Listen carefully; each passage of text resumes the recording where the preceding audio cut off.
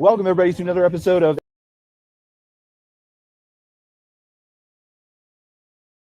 Live at the Glamping Show USA. It's one here. I'm talking to a mic. I've got one here for you guys at home too. We have a couple special guests here that we're going to be talking to. We've got Mike Harrison from Sierra Hospitality. Mike, do you want to introduce yourself briefly? Great. My name is Mike Harrison from Sierra Hospitality.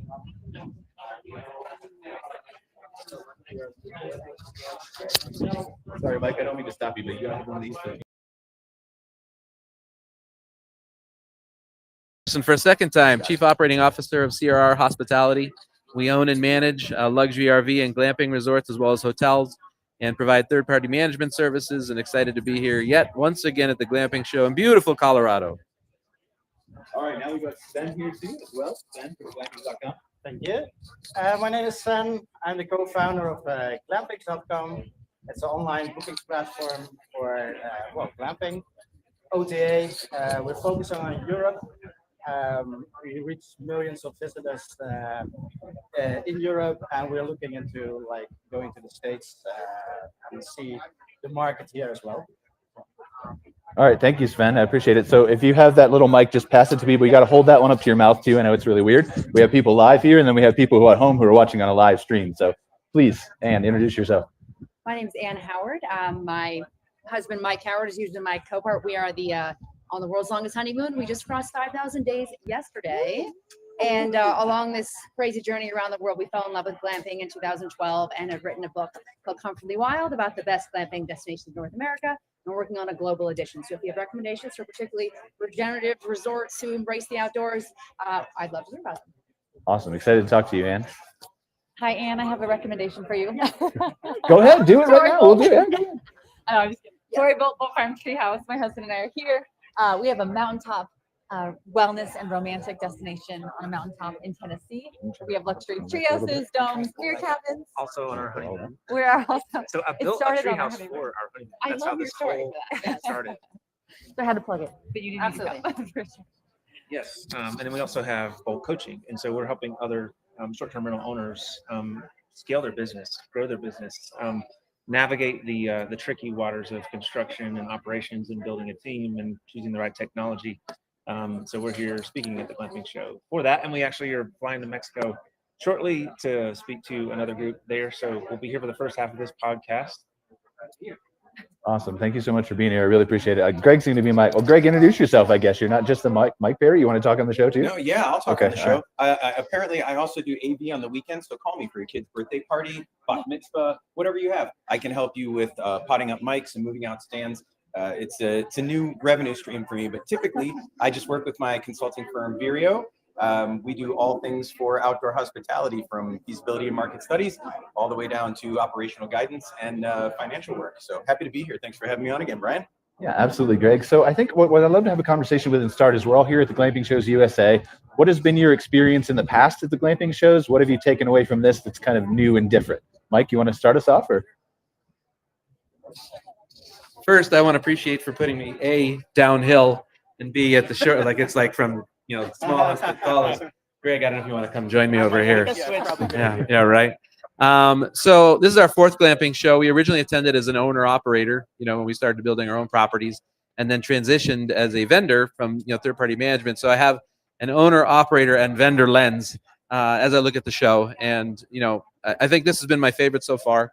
When we first started coming several years ago, and I mean, you've been coming from the very first, I used to call them the dreamers, right? Hey, I've got 1 acre and I want to put up 2 yurts and, I don't even know where to start. And those still come, and that's still the case. But, we've now seen numerous of those dreamers being able to, build their reality from that dream, which has been exciting. And there have been more folks coming into the space from other industries, whether it's multifamily or hospitality, and the growth of the glamping industry. I mean, you can just tell by the number of units and the variety and degree of design build, how it has really, changed. And what's truly exciting is when you see the diversity of people here, I think, whether it's Ann or Seth, there are all kinds of builders, developers, owners, operators, vendors. It is so much more unique and fun than the hospitality space because we have international folks and Miguel from the Mexican Glamping Association, and I just feel smarter after, or maybe dumber, after I leave. So thanks for having me back. Yeah, I think that's one of the most interesting things about the Glamping show, right? Is when I've been coming here for I think 4 or 5 years. Maybe you beat me by 1 year. I think I missed a COVID year in 2021. Yeah, she's like 8, 7 I think. years ago. Yeah, 8 years. So it's one of the most interesting things that you and I attend so many different outdoor hospitality conferences for RV parks, campgrounds, a mix of glamping on RV parks. But here's really the only place where you can meet people from around the world, from Peru, South America, South Africa, from Europe, from the UK, from a guy who lives in Canada who services the EU with glamping. All kinds of different things. And I think that knowledge that you can take away from meeting those people is just something you can't get anywhere else. It's absolutely, you cannot exchange what you learn here. I think that's what I always learn something new. Like listening to Ann's session and it's great to hear because I'm furiously writing down ideas, right? We're a top company in the country for what we do, and I'm still learning every day, right? And so I think that I don't know why I do that when I say learning, but I must be learning in Swedish Canadian, I guess. I don't know, but I think that's what's really been exciting is you're always going to take something away, both from a relationship standpoint, but also really just be able to make your own property better. Same question to you, Sven. Well, this is my second visit. The last time was 2 years ago, and what I see is the development of the type of accommodations that you see around here. I see new types, but it's also like the development of the technology. So during the presentations, you really hear like AI is really an important subject. And I think the presentations that I saw are really valuable for if you want to start a glamping. It's really inside information, and I think that is something that you won't get that somewhere else, or you Google it or something. It's really like from experienced people get it. I think that's really important. I like that. Yeah, I mean, you talk about AI, and there was some really good presentations here about AI, and obviously that gives you a lot of information. You can go to ChatGPT and ask questions, but you can't meet an Ann, right? You can't meet a Bolt Farm Treehouse. You can't meet those kinds of people just talking to AI, those unique operator experiences that come from like, hey, I started something and really messed it up, and here's how don't do that, is priceless. Yeah, no, absolutely. Yeah. Ann, same question to you. Our 8-year veteran. I know. And so the first one was in Stapleton in like a Hilton or something. And we were all like, this is not where we belong. Like we are rebelling against this very thing. We must go to the field. And so now I love that it's in this outdoor setting where you can, and they were just pictures of structures. Now we get to touch and play and explore and hang out late and around the fire pit. And so this is where it's meant to be. And as it's evolved too, I love that the American Glamping Association, the AGA, has a bigger role because they build it as a 2-day show, but it's really important as a 3-day show because if you are just getting the space, you have a very different set of questions, and it's okay, and we want to like hold your hand. So I highly recommend people who are getting into it make sure they book the first day, which is the Monday, because that's you're all in it together, and the community you build from that, and to work through those problems as a group, I think is really invaluable. And the relationships we've made over the 8 years, it's like a homecoming. I love the show because it's like seeing all my friends. So it's really wonderful that people have stuck with it over the years, and that the community is real. Yeah, you bring up a good point. Like our beloved David Korst founded the show, right? So he retired. He's been floating around here somewhere, though. I don't know if he's still here. So I saw David. Now Emerald Expositions has taken over the show, but there's still that separate piece of the American Glamping Association with Ruben, who they work obviously closely together. But day one of where I'm a new business and I can come and I can learn about investment and how to get fundraising and how to do the basics and all that kind of stuff. And then we can go into the classes of here's something new that you may not have seen last year. Ari was up there with talking about AI. I invited him to our podcast, so hopefully he'll be here too. Nice. But just those kinds of nuggets that you can't take away from anywhere else. I will add one last thing, only because it was a big shift. We were all a little nervous because we love David and Sally and all they did for the Glamping show. And then it was purchased by Emerald, and we're like, how's that going to go? Kudos to Emerald for really letting the veterans here take the lead and go, we trust you. I think Sarah Riley and Steph Riley Curtis have done a great job, and they've let their experience and creativity guide. And Emerald, thank you for like letting them just let us all do our thing. I think it's worked out great in this transitional year. Yeah, I agree. All right, well, this is our first year. Speaking of the Glamping show, we came last year as attendees. And what comes to mind is at Bolt Farm, one of our mantras is we get 1% better every day. That's something that we talk about with our team all the time. And I see that here. I see more than 1% better. It feels 5% better than last year. And last year was exceptional. But just seeing more vendors and the quality of the vendors for some of the prefabs and the units that are here, seeing the diverse lineup of speakers with people with different expertise, it's really neat. And I think it's refreshing. Yeah. Something I love about being here is like the pioneer spirit that is so alive. I mean, you mentioned it, like with year one being in a hotel, you're like, this is the very thing we're rebelling against. Like, we believe there's a better way. We believe that when you connect with people, with nature, and you give them a truly unique experience, that magic can happen. And that's the core ethos of Bolt Farm and why we do what we do, and why we try our best to break all the rules and ask really challenging questions about what it is we're delivering. Like, how can it provide the most value for people? I think time in nature, whether you're laughing or like just being in awe of the beauty that you're surrounded by property, and just the places we have in America, it's a special thing. It's far more than just a place to stay, and I think that is alive here. Risks, big risks to build these really incredibly unique structures, things that a lot of places just never even existed before. This is so far, high-rise that you get in the metro area. And I think what we're witnessing is the migration of hospitality from the city to the great outdoors, and that's home for us. And I think that's really the future of this industry, and the people here get that. And then we're seeing, this is a multi-trillion-dollar industry, and it's just growing year over year over year. So many people here providing services that people want to escape the noise of modern life. In fact, like now there is, you work here all the time around the clock, and you've always got a phone in your face, you're always getting notifications, and there's the news, and there's like chaos, and like everyone here, I think, believes it's a lot better when you slow down and lose track of time, and when you connect with the people that really matter. You remember what really matters in life. Yeah, I mean, to your point, I mean, just the dreamers here and seeing the excitement on their faces, it's like you go back to a childhood, right? And you're running around playing things and you had the imagination that ran wild. And to see those people, like as a vendor, the first time I think I came here, I was skeptical because I talked to dreamers and I'm like, well, they don't have a product yet. How am I supposed to sell in my AI and marketing services and everything else? But then I realized, like, talking to these people, it's just hearing their vision for the things. Like I talked to a woman yesterday who wants to build a glamping resort integrated with a circus. She was a performer. Yeah. Like that kind of stuff. Yeah. That's amazing. It is. And, like from our story, we sold everything and went all in on tree houses, because we believe in the power of tree houses. Like the closest thing we have, a tree house is like a time machine where it takes you back to childhood, you feel above the world, and these are our people here at the show, because they are risk takers. And the thing is, we took big risks, and our business almost died because we didn't have anyone in our corner telling us what to do and what not to do. Because I think the biggest thing that everyone's realizing here is, like, I don't know what I don't know. Like, this is a new venture. I'm borrowing millions of dollars to do this.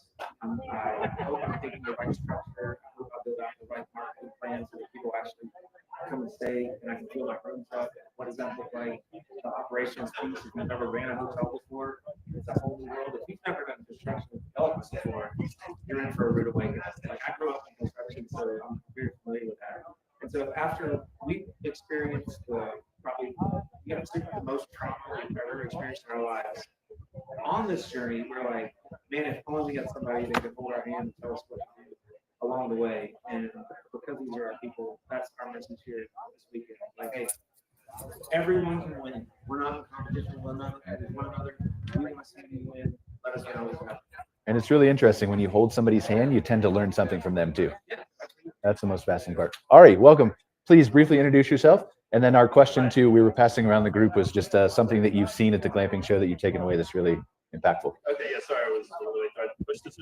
Just talking to the top. So we got a live stream going with Kendra. Okay, so Ari Smith, I'm the Chief Technology Officer at AI. It's an AI software engineering firm. I'm also the co-founder of House Farm, the off-grid eco-luxury resort that my wife and I are building out in Vermont. And I think the question was takeaway from like my key takeaway from the conference. Is that it? Okay. Yes. So definitely like the guests that you okay, hon? Okay. The guests of the audience, like I love that they understand like what the gentleman was just saying a second ago about like people maybe not knowing what they don't know. Like people actually know that they need to be asking about AI. And that is so incredibly important. It's the technology itself, like who cares? Like whatever, it's just some random shit that some engineers can figure out how to develop. You can find people to do it. But if you don't know what you need to be asking for, if you don't know what at least what the strategic capabilities are, then you're lost. And you're not just lost in the way where you're hoping that you're not missing out on too much, like you're falling behind and it's not even linear. Like if you aren't implementing these capabilities, or at least it's not on your horizon, then you are ceding ground. And I would maybe look this a little differently than the gentleman before. Everything is competition. Now you want people to be successful in the industry, but there's sort of a Darwinian, view that you can take. Say the quality providers will thrive, and the people who aren't providing great service, great experiences, may not.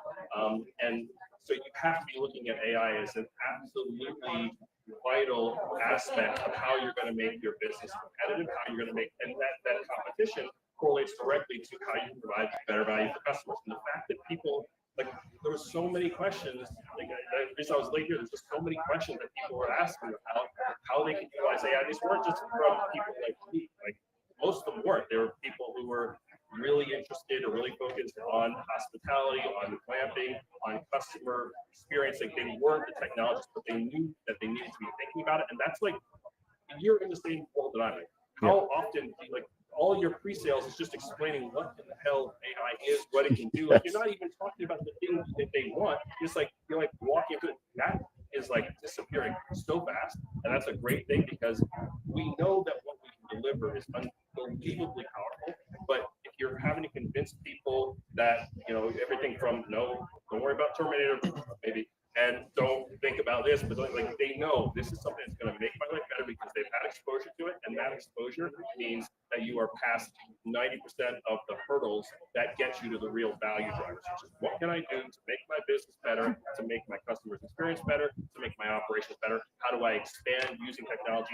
How do I remove redundant, irrelevant, or repetitive workloads so I can focus on up-leveling the experience that my customers have and improving my operational efficiency? That I love that people are. It's like they get it now. You don't have to do anything. You just say, hey, how do we want to solve the problem? Not what should we be solving. But I think the important thing is all those questions together, right? Your wife was a beautiful balance to you on stage, right? Talking about how if you're going to have that technology, you also have to do it in a way that's not just automating for the sake of automating. It's using AI to enhance the guest experience, to get it out of the way. It's underneath there. They can't necessarily see it, touch it, feel it, but they know it's there and it's enhancing their experience. Absolutely. And I can tell you that one of the things that people that are like us or in my world, we fall victim to this. Like I love seeing technology like motherboards and hard drives and GPUs. Like, yeah, it didn't seem bad to me until somebody who knew a lot more than I did.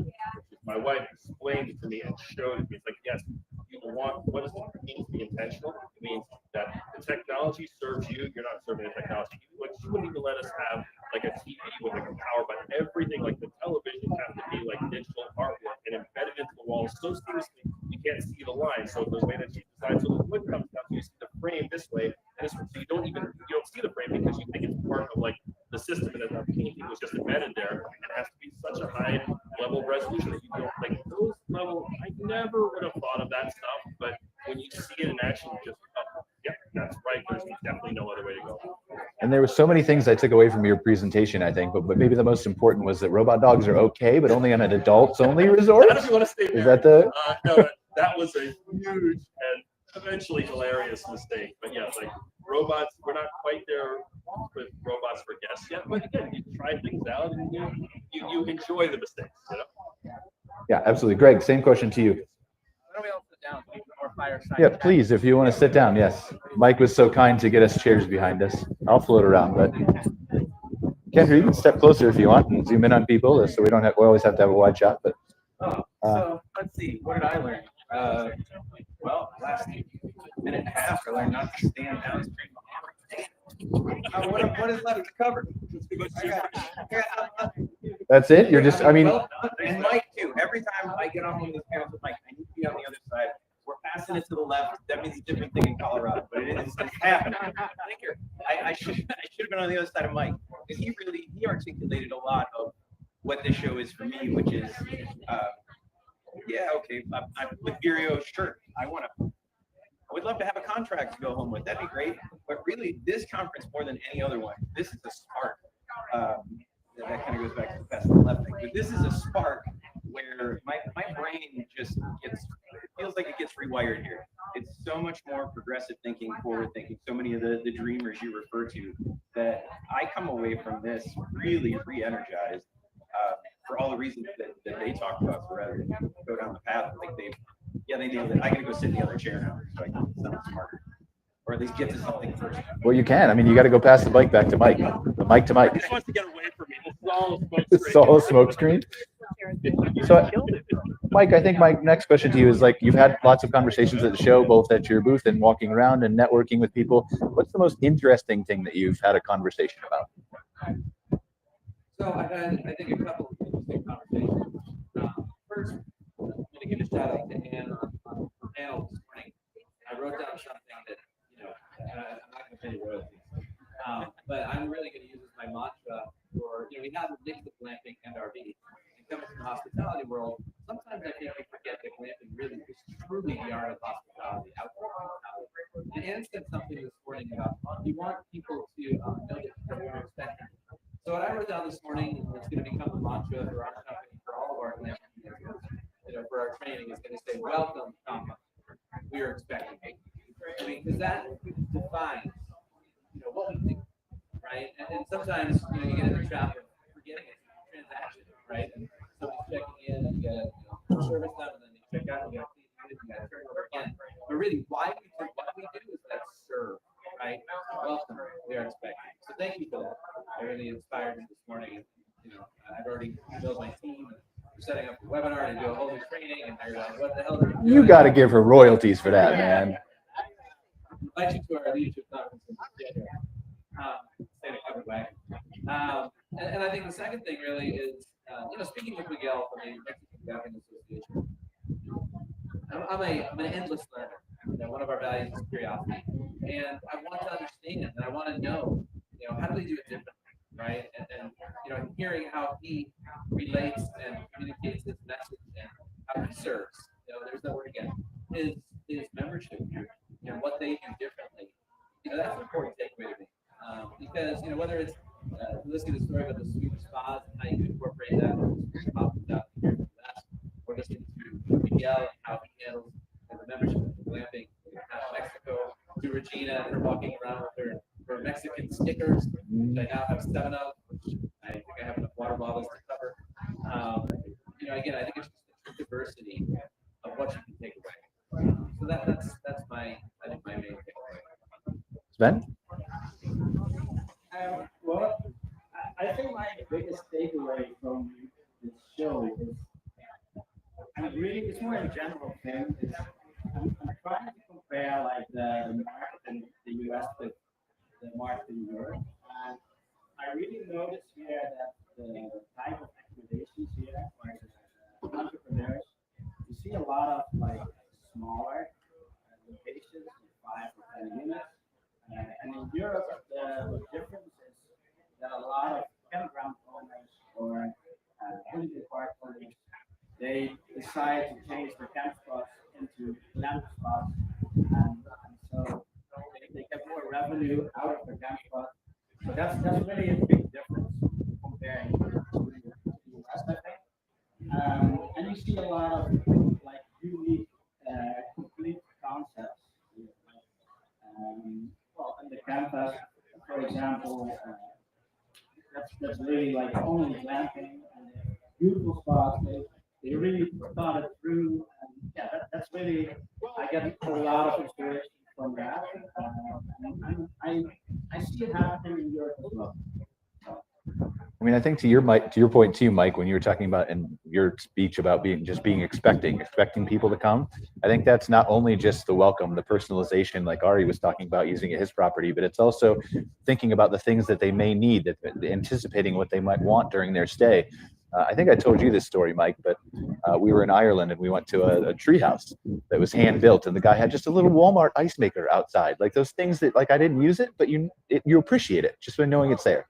Well, I think, where glamping really has an opportunity, I don't know if I can talk what we're talking about for the cabins and everything like that.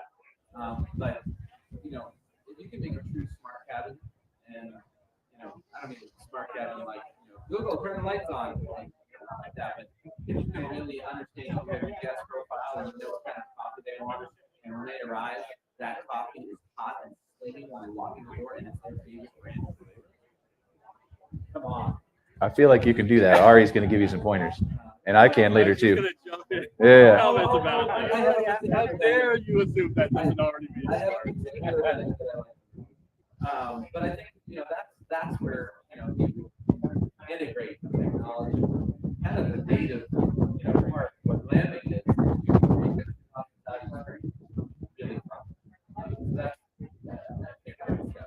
I think I want to let Ari jump in there for a second because he talked about his personalized guest profiles and gathering guest data. I think that's important to close the loop on what you're talking about. Yeah, like 100%. Like what you're saying, that is what smart means. Smart is not, Google open up the door. That ship sailed like 15 years ago.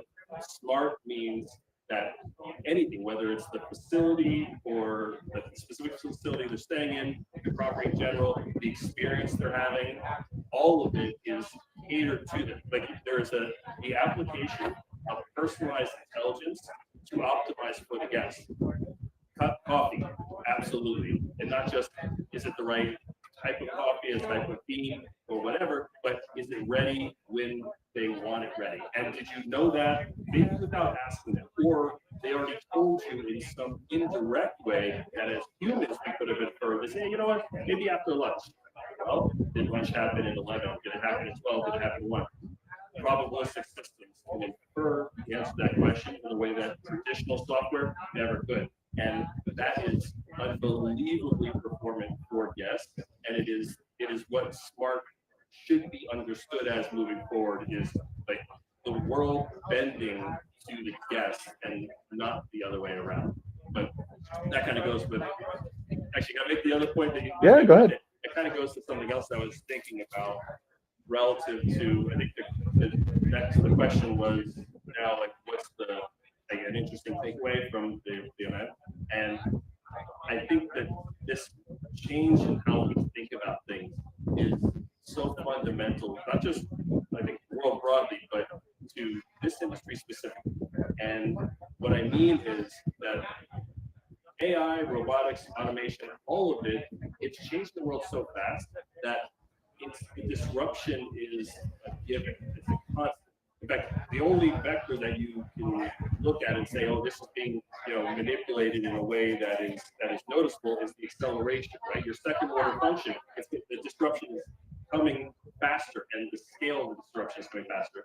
And this is really, really terrifying to so many industries because they can't even try to develop a solution because by the time it's done, you're on. But what I have noticed in listening to the questions that I was asked and just talking to some of the folks here, is that people here like embrace this, right?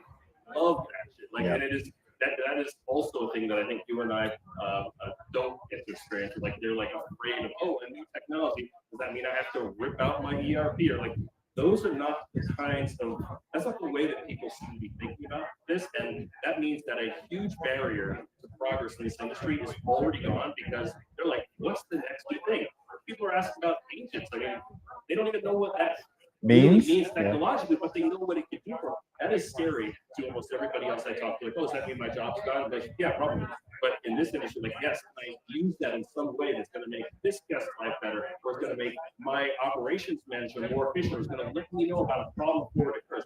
This is like magic time, and you just have to be willing to put your arms around it. And I think like this place typifies an enthusiastic embrace of disruption, and that's a pretty rare thing.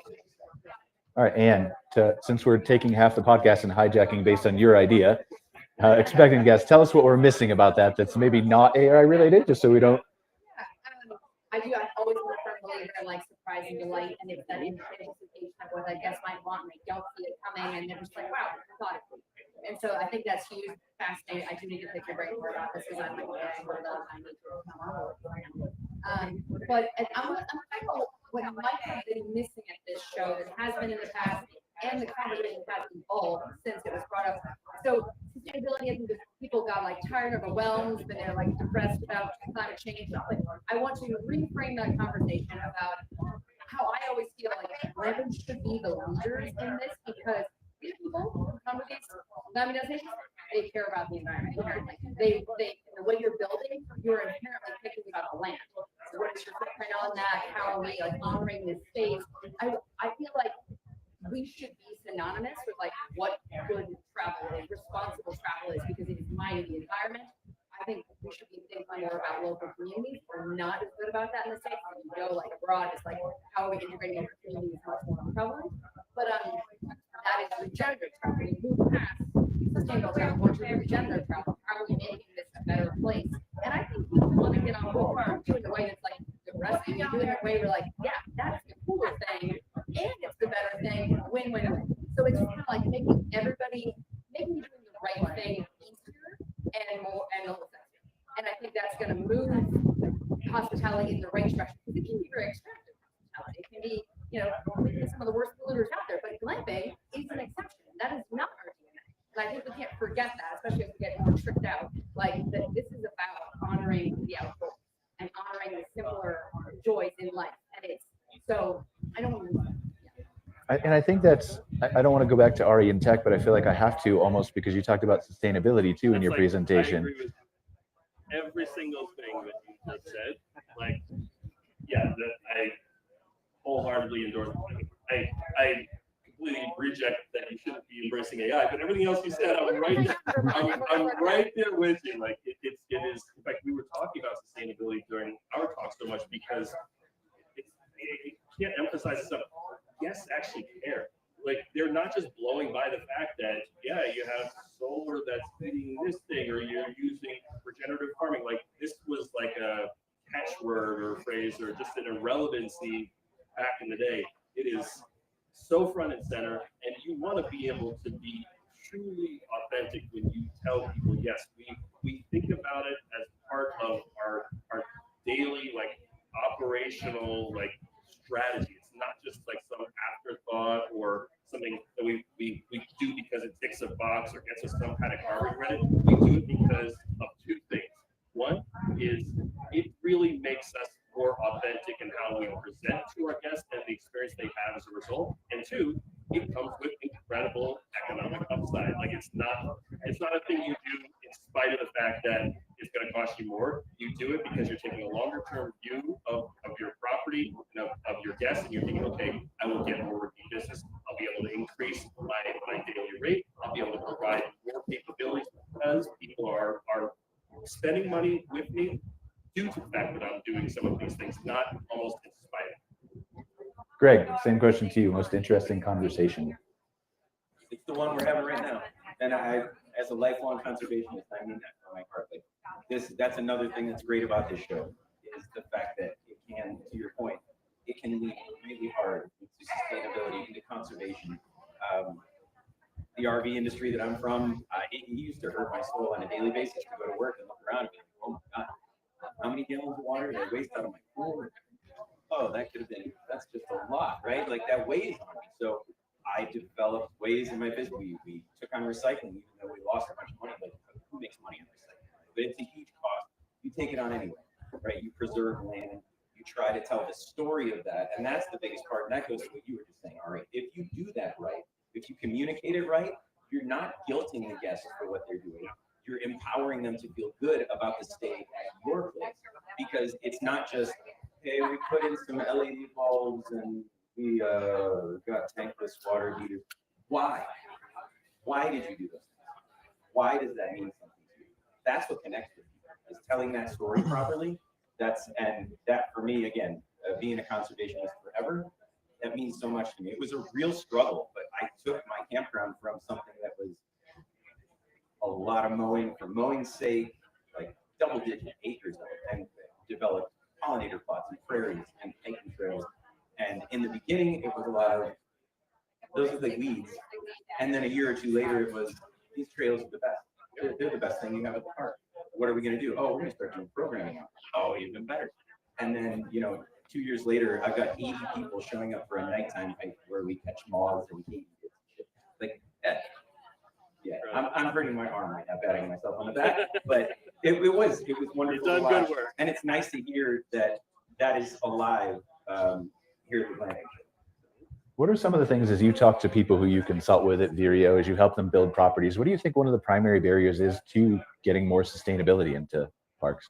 So a lot of people, I think, and it's sad to make this comparison, but I think it's fair, just based on my experience, they view it kind of like the ADA, right? Like people look at the ADA and they're, oh, this is, I got to spend money on that. We don't hardly have anybody show up that needs X, Y, and Z. Like I can't tell you how many times I consult with people who feel like the ADA is a barrier to them. Oh, this is just a cost, and it's hardly anybody's going to use it. It's like that. Do you know how many millions of people you would open yourself up to if you would make those changes and embrace that and advertise to them? There are millions of people that need those types of things in your park. So I think it's a good comparison to that, because they look at the conservation side, like, okay, can I tick a few boxes and put a green leaf on my website? Is that good enough? Right? They don't build it into their story, and they just don't see the value of that, because that doesn't, in their minds, they don't see that they can translate that to ADR, right? And that's what you were just speaking about. If you do it right, if you tell the story right, it absolutely translates to ADR.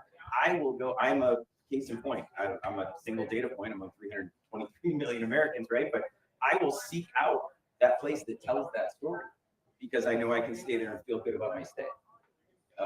But that's the struggle. It's typically trying to show them how you monetize it. And for me, my brain works backwards. You don't monetize it. You do it for you as an owner. And then the crowd follows that. They catch on to your story. You start attracting those people. You start bringing a different audience because of your intentionality. But a lot of times for clients, it's, okay, if I do this next year, how much money do I get? It's a long play. It's not you can't get to that the very next year. At least I haven't figured out the way to do it. All right, Mike, you're downstream from the sustainability guy, but I'm sure you have things to add. So same question to you. When you're consulting for third-party management, when you're consulting on developments and things, how do you think about sustainability, but also other things that you've seen here as takeaways that you would pass along to your clients? Brief part about sustainability. You can go on forever about that. It's an important topic. But I think, both as an owner and as a consultant for owners, it's got to be important. Is it a mission or is it an action? And, for most, it isn't necessarily a mission. It's a business. And so you have to find that balance of how much can I do where I'm still providing sustainable behaviors, but also where I'm not costing the business. So it is a fine balance of water conversion or water efficiency. How do you have solar? What other kind of programs are you using? And so we advise on that in the beginning until the owner says that's enough. It's an important topic that we can spend an entire hour on. I'll move on to what else are we advising? It's interestingly enough, when we first started, Connor with State Outdoor Advisory, we had numerous conversations about 5 years ago. We were one of the first parks to put park models in our park as vacation renting. We called it glamping. He was appalled. It was just so hurt. That's not glamping, right? He looks at glamping as 3 yurts on the side of the Grand Canyon, looking at Starry Night, which is glamping. And so it goes into that age-old discussion of what is glamping. And so I'm a proponent of glamping as an open and welcome industry. Glamping is whatever you define it as. That isn't necessarily an RV or a tent. And so, what we advise clients on almost every property, whether it's an RV or glamping, add more glamping. You know, I was talking to a person this morning that we're consulting with, and he's building a beautiful property up north. I mean, fantastic on the river. And, you know, obviously he's running into financial constraints. And, you know, he wants to start out with some base tents, which are beautiful, you know, $250 ADR as opposed to $750 ADR, more custom unit. And just having a discussion about, you know, what's the trade-off of maybe you lose 5 or 6 tents for the cost of one of the other units, but what's your dollar delta in terms of how you can create not only, you know, more profit, but really a better, you know, glamping experience for, you know, that person. You still have the tent if you want some more, you know, native, authentic type glamping, but you can have some diversity. So we advise a lot of diversity in glamping, not one unit type. What fits? You know, we talk about DNA. You know, is it a covered wagon if you're in Wyoming, or is it a yurt? You know, if you're on the plains, is it a geodome if you're in California? Is it an Airstream? Is it a park model if you're in an RV resort? It can be many things. But our main message is it should be glamping, right? That is what's going to drive your experience, which will enhance, you know, ultimately drive profit. I want to bring in our guest who sat down next to you while you were talking here, Sarah Riley. She's graciously joined us. Is it co-conference director? Can I give you?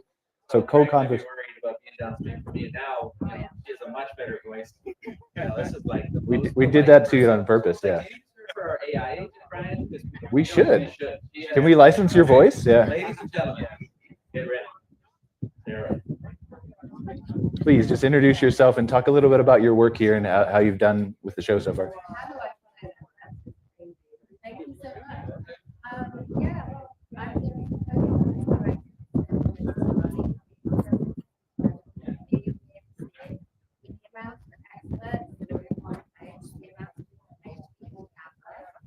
but I think more than anything, how people can network amongst their peers. People who are also halfway through their journey, even looking to exit or whatever it is. You know, it can be a lonely job sometimes being in the foothills of the mountains, or you know, these wonderful locations where people have these amazing accommodations. It can be important. So coming to events like this and having time with these experts, these amazing people, means that people just don't be lonely anymore. They can get the advice they want, they can build friendships, get some business besties, you know. It's great.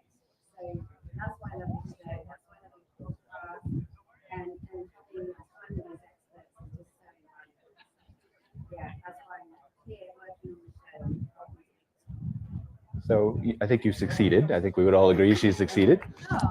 Oh, You come from the UK glamping show, a background of doing that. What would you say is the most challenging thing as you took over this show for the first time this year? well, the previous show is fantastic. But since it's been taken over by Emma, comes with just this vast knowledge of events, how to set up events, you know, they've got so many experts. So I think the only thing that is going to do is going to grow this event. It's going to help provide bigger, better results in this industry. And I think I was saying earlier to somebody, I'm at Emerald, one of the biggest events operators in the entire country. The USA has decided to invest in glamping. Says so much for this industry. It makes it really exciting. You know, they don't invest in things without doing their background research. So if they are investing in this, then we should feel really fortunate. This is not a fly-by-night trend that's going to come and go. This is something that's growing in its momentum and its impact. And yeah, I think that we should feel really, really proud.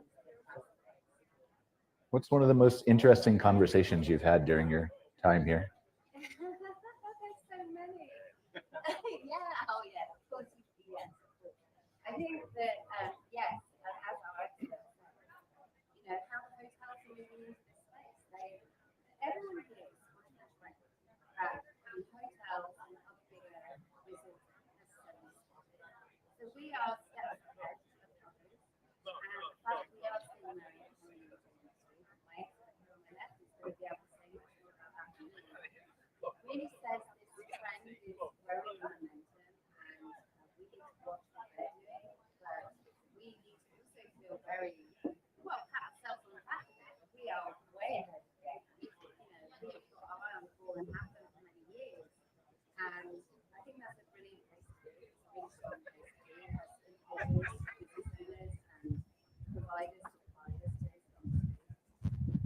What's the biggest? I know we have limited time with her, so I'm just going to ask her one question, Mike. So just last question for you, and then we can let you go if you need to go. Where would you see? Where would you like to do differently or add to the show next year that you weren't able to do this year, or that you've learned from this show that you should do next year? Well, we are going to send out feedback to everybody, and I urge everybody please just give us some feedback, good and bad. We learn from it absolutely first before we make any decisions, before we actually make any changes for next year. We look at the feedback, we hear what everyone else is saying, and then we make changes. However, from my perspective, I think it's about recognizing that this industry is maturing in the USA. So for a while there were a lot of beginners, a lot of people at the very beginning of their journey, but now we have a lot of people, they have so much knowledge, they are becoming experts themselves, they're no longer beginners.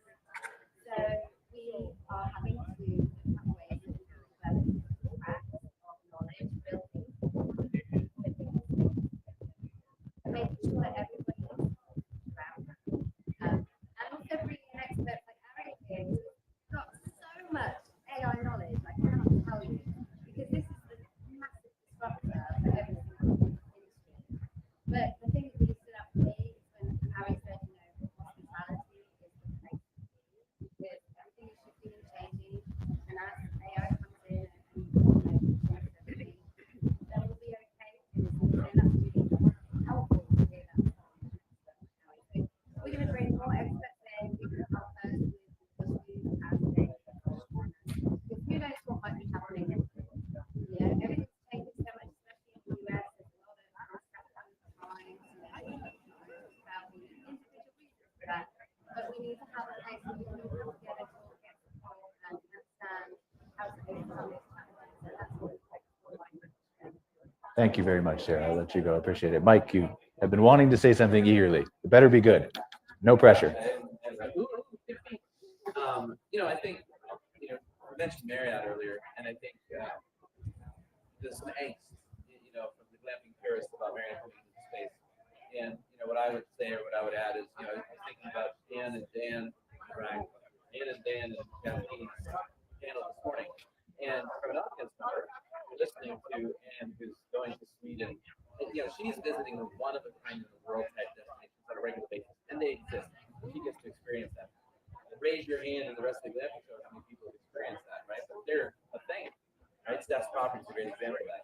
Then you listen to Kathleen, and she's providing. Let me go to Dan. Then you listen to Dan, who's got more of a corporatized environment, park models, glamping, vacation rentals, water parks, and that's a thing.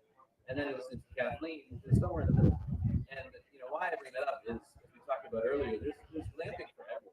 Right, it's no different than a St. Regis or your Ritz-Carlton, St. Courtyard, full-service Marriott, the Hilton Garden Inn, South Bay Suites. There's diversity, and so as Sarah had mentioned, Emerald taking the show, and it's one of the premier in the industry in the country, evolving this. That's what Marriott's going to do too.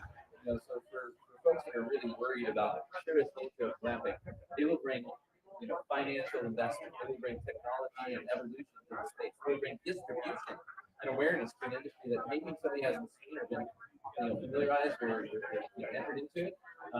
That's what I'm really excited about. What is Marriott going to do next? And you can still have glamping there.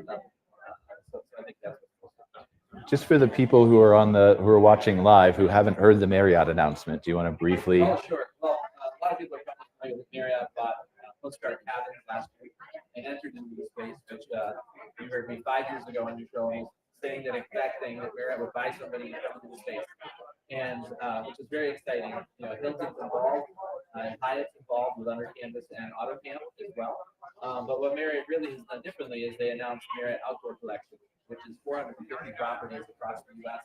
of various different kinds. Some hotels, some landscape hotels, some retreats, postcard cabins, various different kinds of outdoor experiences that also provide whitewater rafting or wine experience or local conservation birding type things. And so that entry into our space changed the dynamic of what we do forever, which is important because as we see these people entering, there'll be more available to capital will help with various data points and investment, and it'll be super exciting to see what they can have. Ben, sorry, go ahead. I didn't finish the last one. one. That's like blowing my brain. No, go ahead. I don't know if it's going to work, but I want to throw it out there because I feel like people who are Marriott people are loyalty rewards points people. For sure, that's me. And that's you. But then meanwhile, that's in a good way, points will bring them to our world. They go, oh, we can find use that for the outdoors. But I'm wondering, so that in one way, I hope that we just renew them and they try it. They're like, oh, it's worth me going out of my points world and trying something new. Or do we need to step up and create a point system amongst our boutique hospitality world where we can be sharing these guests? Because I feel like that's once they know they can use the token system for cool things in the outdoors, like I don't want them to eat our lunch. And I think we should just kind of like for the community idea, how can we be helping each other? Because none of this should be competitive. If they love your resort, they're going to love my resort, and we want to send them to different experiences. You can't expect to keep the same guest forever. We should be sharing guests and making sure that they're choosing ours. I'm not trying to be competitive, but points haven't fully fleshed out my mind. But I'd like to use your conversation. Yeah, it's a great point, but it isn't about points. It's about the barrier to entry. So they're removing. So I will tell you, coming from the hotel world, the loyalty days are done, right? If you're checking for your Marriott, you can't find something. You raise your hand if you only have one hotel loyalty provider. Yeah, because we got rid of the benefits that everybody cared about. When There is no loyalty anymore, right? And it's access, right? So what they'll do is hopefully they've stayed at maybe one of their properties, and next time they're going to try something else. Or if you look at Sarah's properties under Canvas, they're not offering points, but it's no different. I stayed in the under Canvas Zion. Oh my gosh, I got to stay in the other under Canvas because I want to check. So it isn't necessarily about the points. It's about the access, the loyalty, the introduction to the space to become passionate about experiencing the outdoors. And they're going to help. They have 50 or 60 million members, right now, which we aren't necessarily touching. So that's what I think the hope is. I think we'll become point boards, pardon the language. But I don't think it's going to be about that, especially people that are experiencing glamping. When I'm coming from the hotel world, I use this story a lot. In the RV glamping world, you come out in the porch of your yurt and you're in your boxers and having your cup of coffee, and then across the other yurt, somebody's in the bathrobe, and you're like, morning, Sally, morning, John. If you do that in a hotel, and you're in your door, they open the door and you're in your boxers, they call the cops, right? Or what do people do in an elevator? Everybody gets in an elevator in a hotel. You look at, don't talk to me, I'm not going to touch you. It's lost the zhuzh, the spirit of hospitality. And the outdoor hospitality industry, glamping specifically,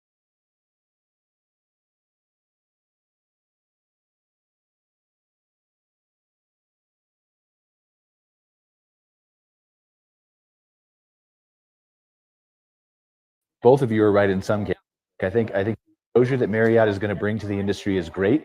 I think it's going to put some operators, probably most of whom who aren't here, on the defensive because they're just doing things. They're setting up side-by-side park models and they're not doing the experience right. And those people are going to be on the defensive more so than anything else. But just like as you still have the independent boutique properties 20, 30, 40 years after the big chains have come in and commoditized everything, there's going to be still people who crave those experiences, who will go outside. And so I think Mike's right and you're right. So we can all be right. Yes, Sven, I'm curious. Yeah, go ahead. I honestly think it's a really good thing that a company like Marriott is coming into the market. But, well, my experience is from Europe. What I noticed there is that a lot of parks and campgrounds, they all copy each other. So they all have the same glamping tent. So it's all the same. And I think when companies like Marriott enter the market, but also like with this kind of events, you see that people have to be more diverse with their location. So you see more different type of accommodations on a campground, like 5 different types. What you're saying is also like there's way more interaction now. So if you have like 5 different types of accommodations and you're sitting around the campfire, people start to talk to each other like, hey, in which accommodation are you? I think that's a good thing. What other takeaways for all the conversations we've had so far? What the European and so forth with how this is, because it's an earlier adopter in some cases of glamping than the USS. What from all the discussions we've had about Marriott and hotels and entering, how have you seen that take shape? well, you see more concepts. So,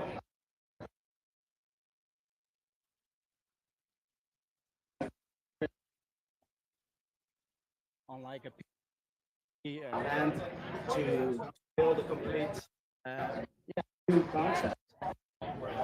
And you see that there's like a lot of new amenities getting added to like the accommodations, like a hot tub, like sauna. So yeah, people are getting more and more creative in attracting the guests. Does anybody know the time? I'm watching. It's 1 or 2 hours. No, we're 1 hour. We're 1 hour. So. 3 o'clock Eastern right now. Okay, so we're almost trying to wrap up. All right, so Anne, do you want to start us off? Just like one thing you think that we haven't discussed that you think we should about the glamping show. I like to commend the architectural creativity that's happening. I think people are starting to be like, they're starting too much of one thing. And people go, wait, I got this. So I like that we're pushing the boundaries of the architecture side of it and creating like truly unique, beautiful spaces. So I think to keep pushing that direction and this is, and I think it could be an art form. I think we can be that example. So to kind of keep pushing, yeah. And where can they learn more about Honey Track? What they're doing? We are social medias, Honey Track, Instagram, YouTube. Check out a book, which is Comfortably Wild, Best Glamping in North America. And like I said, keep the conversation going as we work on the global issue. Thank you, Anne. I appreciate your time joining us. Greg, same question. Anything we missed? No, I don't think there's anything we missed. But I'll lean in. I don't want to be a Debbie Downer at the end of the show, but I'm going to lean into, and if any of the manufacturers are listening to me right now, these things are beautiful. And to your point, the architectural side is absolutely gorgeous. But the amount of glass that I see as a conservationist kind of concerns me a little bit, because I don't see anyone, and maybe they are, and I still have yet to make my rounds and kind of ask questions, but I don't see anything that is mitigating collision with the glass. Okay, so like, again, on my soapbox, you can tune out right now if you want, but about 1 billion birds a year in building collisions, and glass is a massive part of that. Just take a look at what happened with US Bank Stadium in that's Minneapolis, right, where the Vikings play, I think. They got boycotted by, I don't know how many different. We're picking up 100 dead warblers a night in front of your place during migration. You know, what are you going to do about it? And they were like, so, you know, I pulled all my accounts from US Bank. I'm one of those people, I guess. But I'm gonna put my money where my mouth is, right? So I still have some rounds to make, but I would really like to see, since sustainability, since conservation is a part of this business and needs to be, I think, from the ground up, I think we have to ask ourselves a little bit as we buy these and as they're designed, how are we playing that into the story all the way from top to bottom? Because you can mitigate those collisions with really low cost solutions. They're not obtrusive, despite what a lot of people think. And so yeah, there it is. I threw you a downer for the close of the show. I know I'm not supposed to do that, but then I'm going to give it back to Mike. He's going to kill it. I don't think that's a downer. So, but where can they learn more about Vireo? Growwithvireo.com. Come and see me. We'll talk about how to keep birds off the glass. We won't make you stretch. We'll give it to Sven for. We'll end with Mike. That's good. Mike should close. Like what I missed here?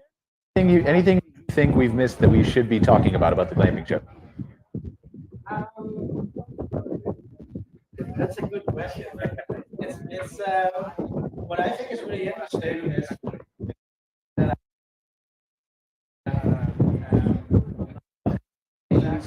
they focus on the social media and they like you don't need like OTAs. Me as like the founder of OTA, I'm really curious how that is developing here in the US market. Of course, with AI, but you also see that AI is also taking over like the bookings in the future, maybe. So we're really trying to get how do you say it? Sorry. The customer to the platform, and that will change into to like TikTok to Instagram. So I'm really curious how that is developing. And so that's what I want to say. And glampings.com, they can find out more about and everything else. Yeah. So glampings.com, we connect like partners in Europe to operate as campgrounds and holiday parks with the channel management. So that is for the future. We're also looking into the States to connect with other partners. Mike? Thank you, and thanks for inviting me, and I appreciate being here at the AGA. But I think, I was going to say something else, and I changed my mind to Birdman. My takeaway or something I think that's important to say is education. And so, while I don't disagree with Greg, I don't fully agree with Greg. What I take away is I never really thought about what Greg said, and so as I'm a developer, owner, operator, and I'm sourcing units for a property right now, I do more comments about how much glass I would never really hit this because I'm aware that get up the Birdman counter. Because something that's important that as you find it's learning is passion, and so whether it's continuous improvement, and somebody earlier with rising tide rate, connection, education, learning is generally right. So you attend here, but talking to people and taking something away and writing something down and trying something new, that is all innate and how much effort you put into it. So I think that's what I'm taking away is education. So thanks for that. And you can learn about us at crrhospitality.com. We'd appreciate it if either A, you can come stay with us, either in a glamping unit in our beach spot or a tent, or please hire us, whether it's for consulting or for a unit. So thank you. Thank you, Mike, Sven, and Greg, who's been on our panel, Sarah, everybody who had listened to the part as well. I think the key takeaway for me is just like there's so many different voices here. There's so many different things from tracks to vendors to buildings and people that you meet in networking events that as much as we try to talk about it all in an hour-long show, we're never going to touch it. And I think the key is you should come here as a person willing to learn deep experiences, and you're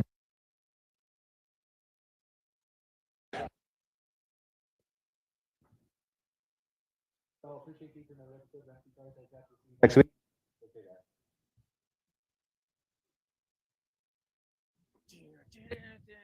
Music plays this. Right. Well, outro.